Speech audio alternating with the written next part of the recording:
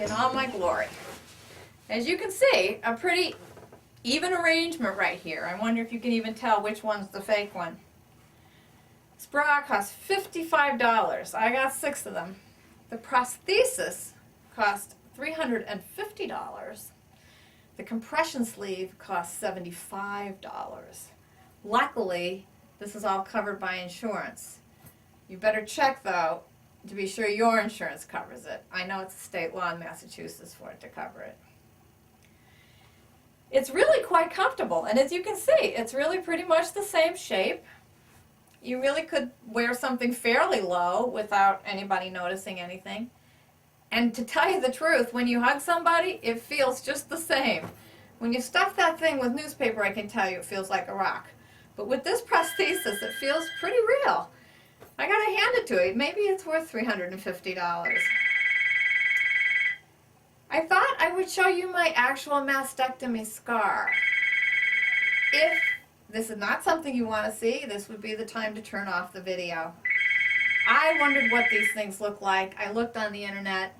I don't think mine looks anything like the ones on the internet, but you might be interested if you're in for this kind of operation to see what it looks like 3 months out. It's a pretty big scar, so I'm sure it's going to look a lot different as time passes. So turn off the video if you don't want to see it. Took me a while to figure out how I might do this in a nice way. Okay, this is the side of my mastectomy. As you can see, the scar goes from here all the way over here. There's quite a fat pad right here. I don't know if that's normal or not, but I've read that they sometimes will leave some extra fat like that in case you decide to have reconstructive surgery. I'm not going to, and the surgeon said that he could slice that off at some point if I wanted him to. Show you my underarm. I don't know if you can see it, but it's not nearly as smooth as the other underarm. It's really kind of bumpy in there from all the stuff that they took out. I really did have to get an electric razor because you really cannot get in there with a razor, a regular straight edge razor. And the books say, of course, if you cut yourself or something like that, that you could trigger the lymphedema coming in. And boy, I want to steer as clear of that as I possibly can. I've been outfitted for my radiation treatments, and what that entails is doing quite a lot of measuring. They're going to be scanning this whole area over and over again with radiation, and it starts off with them putting in tattoos, little bitty dots that are actual tattoos to line up the machine. Now, I don't think you'll be able to see my little tattoos. In fact, I can hardly see them myself, but I know there's one around here, one way back here, and one down here. So they're going to do quite a large part of the area. I'm quite glad that they're going to do a large part of the area, frankly, because a couple of weeks ago I thought that this area looked kind of strange.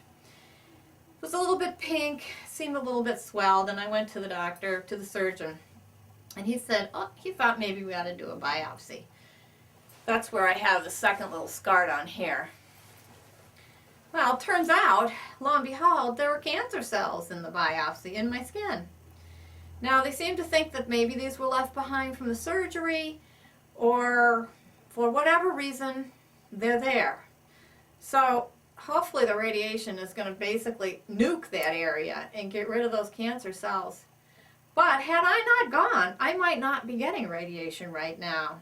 And those cancer cells would just be there to live and spread, and this, frankly, I don't think is a very great area in your skin for it to blossom out into the rest of you. I don't really know how all of that works, but I'm certain that's not a good thing.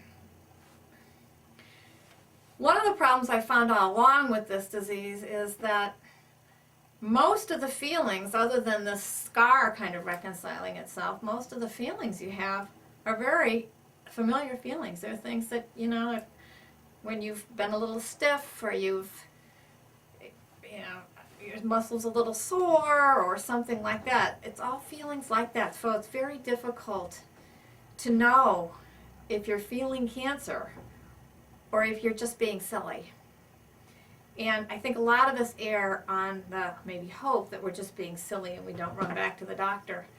But I think from now on, since this biopsy thing happened, I'll be a little quicker to run back to the doctor. This is not something I'm not going to take seriously.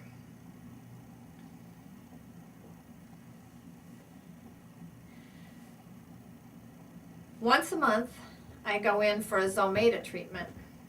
Zometa is a bone strengthener, and I have that because I have the cancer in my bones. It's given, I guess, to people with osteoporosis, and they get like one treatment a year. I'm getting one a month. This last time, I got a Zometa treatment on the same day that I had a PET scan. Now, a PET scan, they give you an injection of something that's radioactive. So they put that in one arm. By the way, anybody that's had any lymph nodes removed, you can never again have any blood drawn, blood pressure taken, or anything else, any other sort of medical procedure or regular routine thing on that arm. Another little thing they forgot to tell me in the hospital. And boy, have I had a lot of blood drawn since. In any event, I had the radioactive treatment put in my left arm, and then, a couple hours later, I had the Zometa treatment put in the same arm. Well, the next afternoon, I could not move my shoulder to save my life. I don't know what it was from. I hadn't felt that before, but I literally could not raise my shoulder more than this. But I'm here to tell you, 3 days later, it was completely gone. So it must have been some sort of reaction to that. In any event, I didn't panic because I thought maybe it would be gone before too long. Now it looks like what my life is going to be is essentially marked by scans that happen every 3 to 4 months. Well, they'll check to see if I have any more spots, if it's spread to another organ, or if it's maybe backed off a little bit. And if it's bad news, maybe I'll be switched to another drug for some period of time. I've now had one of those checkups, and I was found to be holding my own on the Arimidex, which I was delighted about because I had become completely panicked. I guess that's normal. I had thought I was looking forward to news until about a week before, when I just went into a tizzy. Well, I belong to a support group, and I see that others do the same thing just before their 3-month checkups. So I guess that is normal. In any event, I was holding my own. So now what I'm planning to do is to spend the next couple of months being as emotionally cancer-free as possible. I am going to do my darndest to not see any doctors if I can avoid it, other than, of course, the radiation, which is an everyday process, but only for about a half an hour a day.